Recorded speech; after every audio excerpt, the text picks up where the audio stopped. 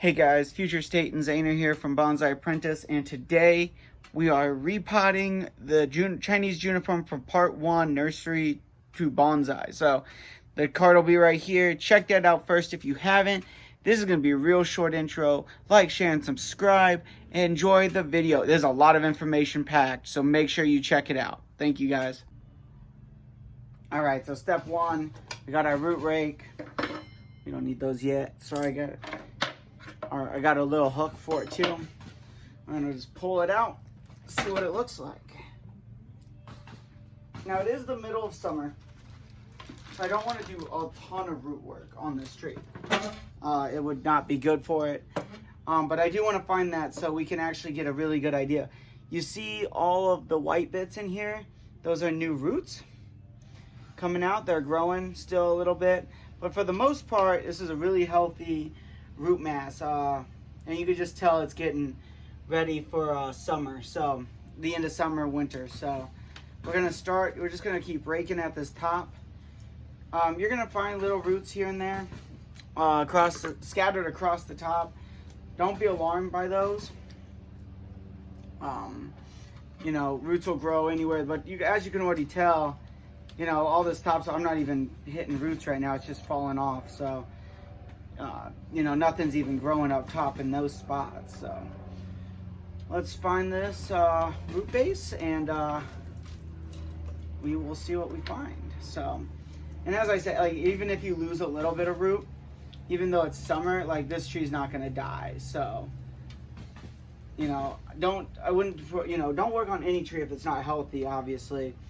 But to get in here and to see and really find a, to find the nabari where the tree starts to flare is probably pretty low. So, you know, you can cut off a lot of these smaller roots like this coming off. Here, I'll get a close view of that for you guys. So something like this root right here coming off, it's got all this.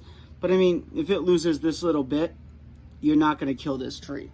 So we'll just keep that in mind as we keep working and raking. You know, I want to keep as much as possible, obviously, but at the same time, I also want to get this at a really good potting angle, and I want to get it at a really good level overall. So, as I said, even a lot of this is just, I mean, it's still just really, really raking out. So, I'm not concerned. It's not matted. It's barely root bound. So there's a lot of really healthy roots on this tree. I can see it. So we're just gonna keep going.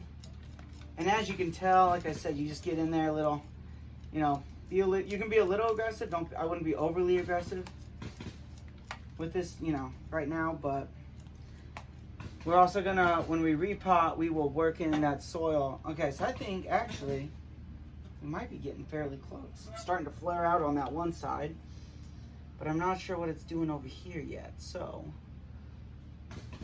we're going to look. This actually might, because that's where the branch emanates right there. So actually, this tree actually might only have been buried about an inch under the soil line. So that actually would be ideal for this this type of work this time of year. But I'm going to keep crawling just a tad bit more.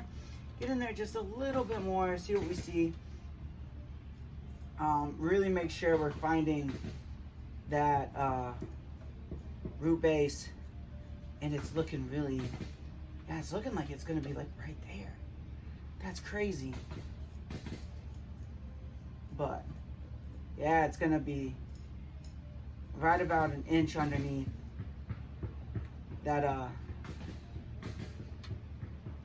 from what I'm seeing.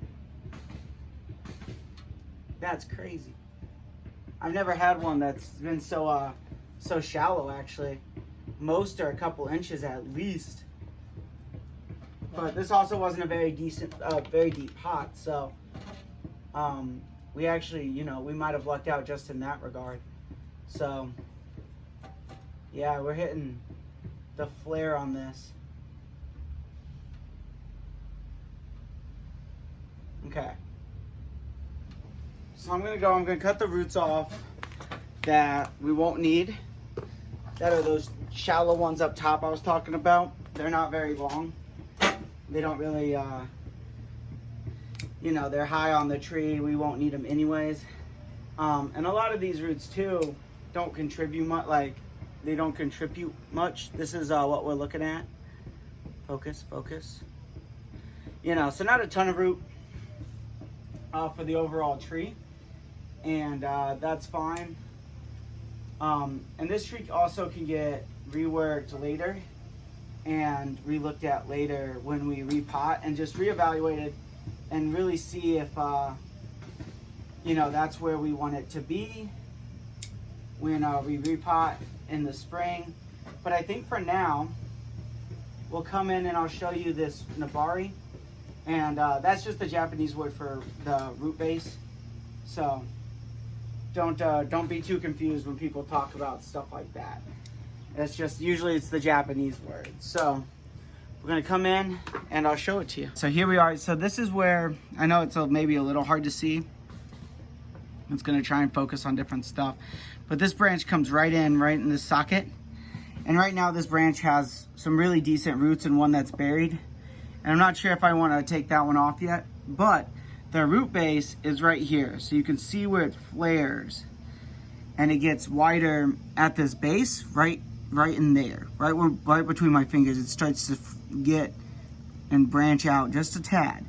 So what we got to do now is, now that we found that and we see what it looks like, we got to figure out what angle we want to plant this tree and how we want it to look.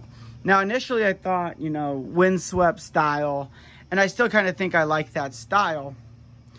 I think the trunk line here kind of leans, if you lean it this way, I think it really would lean well towards that windswept style with all that length out towards this end and being very compact on this side. And the way we cut this branch, we could easily leave these shorter ones to build pads over in this area. We have these whips that I kept. They're healthy at the ends. Same thing, we can just build pads at the ends or bring it over to give this tree more depth. But I'm thinking something like this, but even if you push it more dramatically and maybe even rotate it towards you, you really get some nice perspective here. So with something even like this, and with that, we get this nice curve, we lose some inverse taper, and we can push these branches down with some heavier wire. So that's what we're gonna do. So let's get it into the pot. I'm just gonna use this plastic pot. It's got good depth to it, and I will run some wire through those holes and into this to keep it in place and also keep the tree in place. We're gonna be using 100% akadama around the tree because I feel that that's gonna really give the tree the best option of recovery in the middle of summer. And obviously we'll talk about protecting this tree once we get it repotted. So without further ado, let's get the wire in here. I'll show you how I'm doing that. So give me 1 sec, I'll set the camera back down. Boom. Okay, there we go. So let me grab my wire.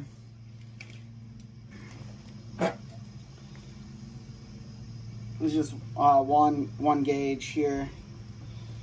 And this should be, I'm using a really thin wire on this because I believe that with how much mass we have, it should definitely hold pretty easy. So I'm not too concerned about, you know, oh no, the tree's gonna wiggle out with such a, you know, small wire. I think it's gonna be pretty clear that this tree is gonna be, I think it'll be fine holding such a large tree with such little wire. So the wire also will help prevent any soil from falling out long term too, for at least the next year until I can get it repotted into a nicer pot for this tree. But like I said, this gives the roots the best option to continue to grow, and I'm really excited about that. So what I'm doing is 2 wires. I ran the wire through the 2 holes. It's just right underneath. And as I tighten that, it'll pull closer together. Sorry I had to do this off camera. It's hard when I don't have a ton of people to help film. So Let's see. We'll grab another piece of decent length wire here. Boop, boop, boop, boop, boop. But like I said, I am really excited for this tree. I think it's gonna look really, really good. All right, that should be good. We'll go ahead and cut that off. Same thing, we're just gonna run it, but we'll run it the opposite direction so it'll lay cross diagonally here.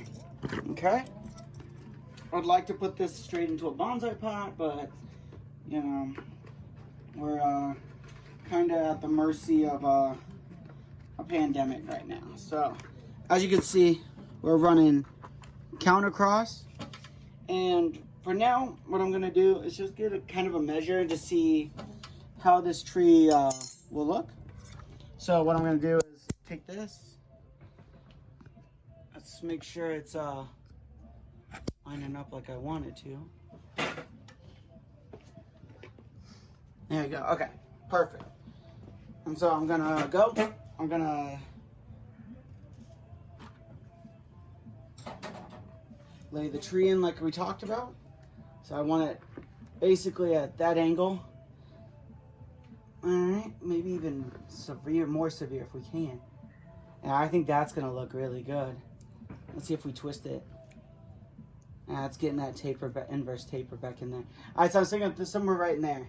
I think is gonna look really good. So what I'm gonna do now is take my akadama, and I'm just gonna take this tree back out now that I know where it's at. Set it down in its old pot. Akadama.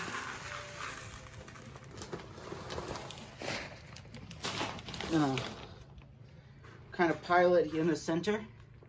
That way, so when I wiggle the tree, it gets into some of those cracks. So we're looking, we're wiggling. There we go, right in there. That looks really good. So now we're gonna fill around.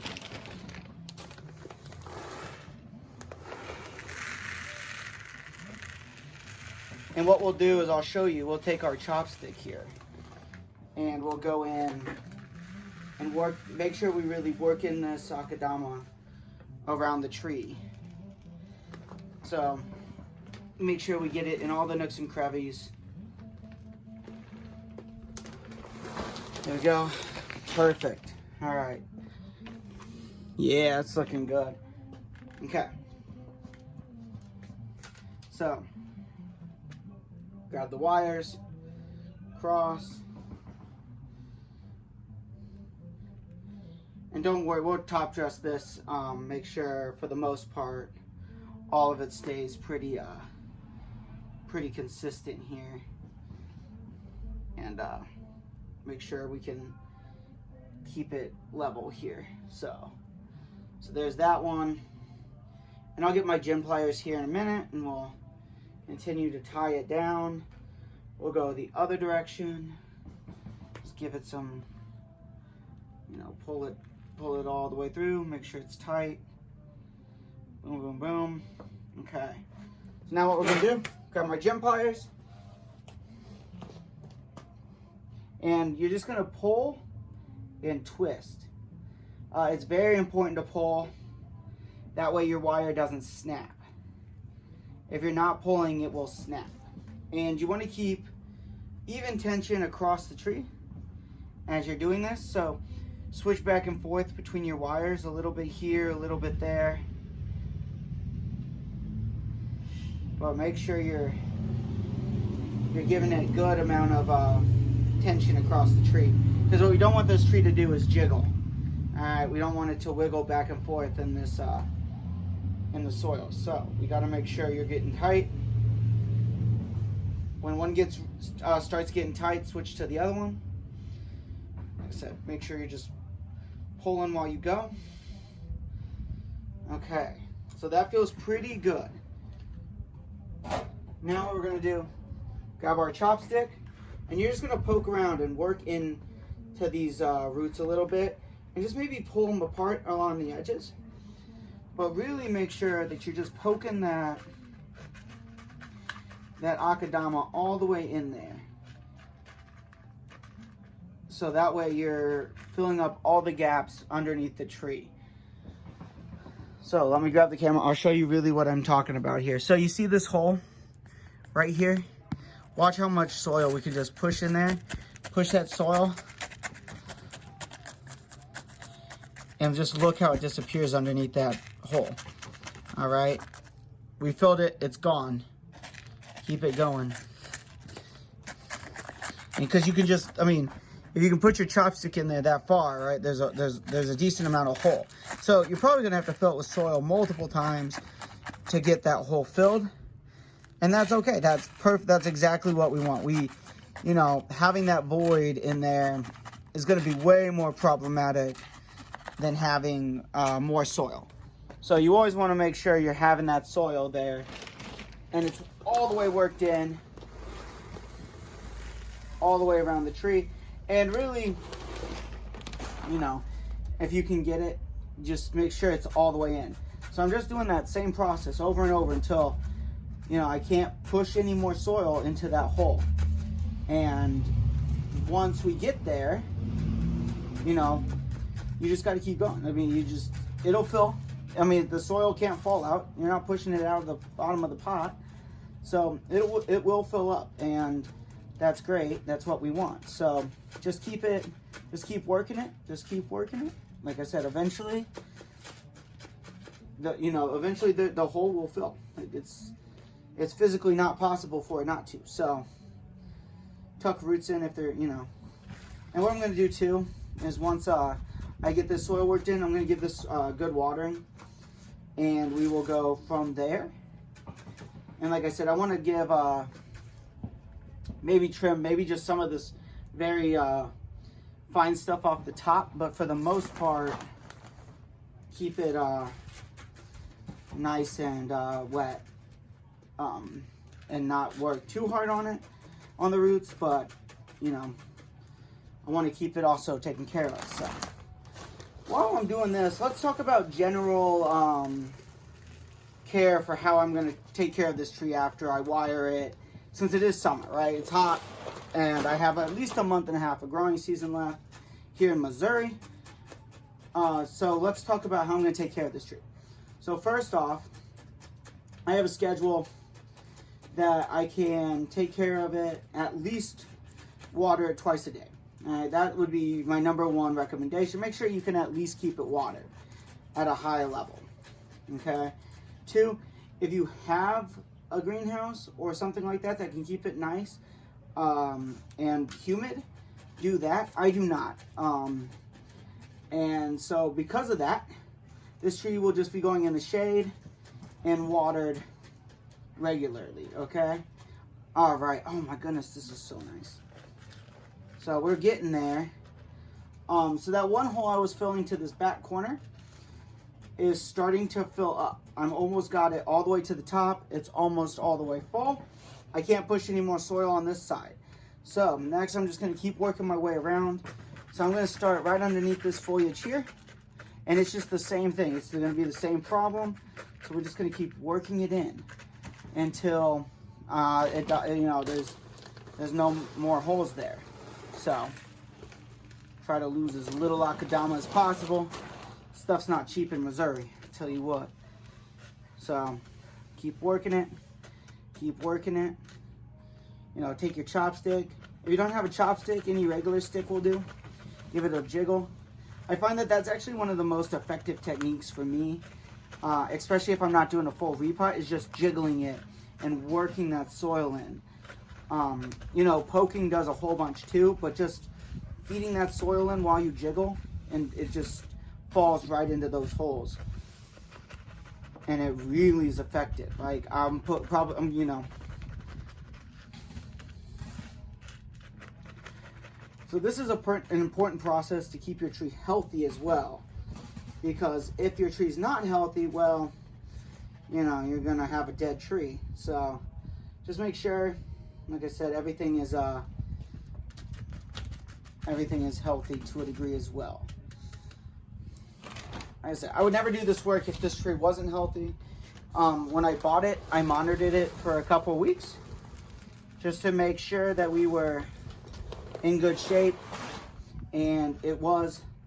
the tree excelled. All the new growth started getting woody, which is a good sign. It stayed alive and really is doing well. So, like I said, when you start to get to a point where working it in with your chopstick isn't good enough, that's how you know you've started to get to a point where, you know, all your holes are starting to get filled. So, also while we're doing this, let's talk about time frame for this tree. Right now, this entire video series I did in 3 days. I did the clean out in 2 days, and today we've done the repot and the style all in a day. And the reason for that is because really when you start to do work on a tree like this, it's a time crunch. You don't have a ton of time to lollygag. Especially with this time of year, I don't have a lot of time. So, I'm going to turn this tree, and basically we're just going to keep doing it all the way around.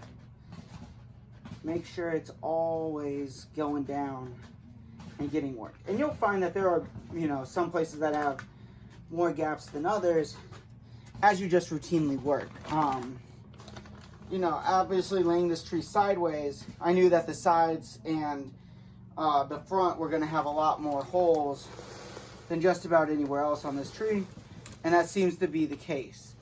I'm going to pile some up top too to help me feed down. But, you know, just by working it in, you are guaranteeing that this tree is going to be healthier way longer. Okay?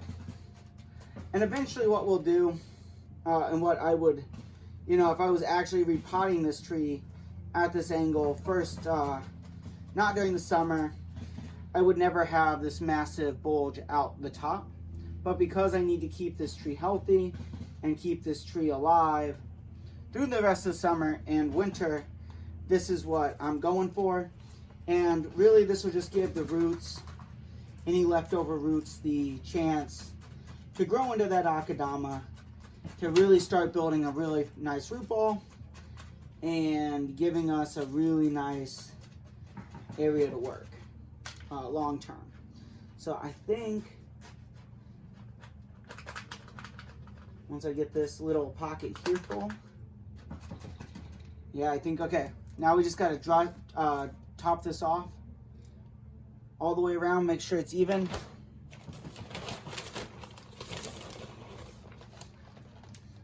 And you kind of want to be quick with this. You don't want the roots to dry out any. So what I'm going to do too after this is give it a nice water. And talk about how I do want to dress this. How I want to get what I'm going to put over the top of it. And we will come back with that. So one other thing I forgot to mention as we're doing this is I wanted to cut the wires off, and I totally forgot because I got too engrossed. But I want to come in and just cut it, you know, a couple lengths above.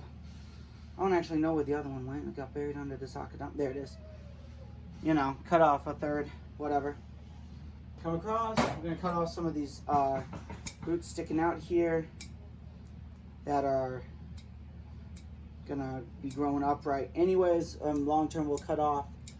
So make sure we really get that in there. Okay. And like I said, we're going to have some bulges, and that's okay.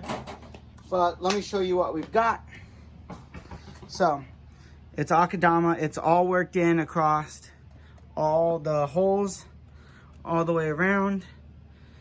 You know, you got this bulge here coming out of the soil, which, like I said, eventually I would reduce if this was the right time of year to pot. Unfortunately, it is not. So what I'm going to do now is water it, and then I will come back. So actually, before I water it, I want to do show you what I'm going to use. So I got some sphagnum moss here, and this is what we're going to put on top of it. And the reason I'm going to do that now is because I just don't want to have to re-water it once I'm done. So I take some sphagnum moss, and really what I'm gonna do is just kind of crinkle it. It's gonna be really, really dry here. Actually, I might just go get some water now for it, but so it doesn't blow away in my face. But you know, it's gonna pack up right on top of that, and this is gonna prevent the akadama from sliding off, and it's also gonna help retain moisture. Let me go grab some water, actually. All right, I'm back. So I just got a yellow bucket of water.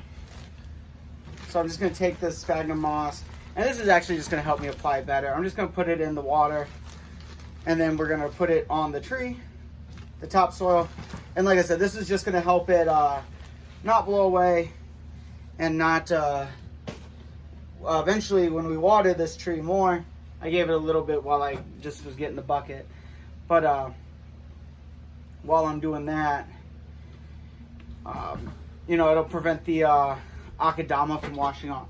And so what I'm going to do is just going to pat it on there nice and even all across the tree.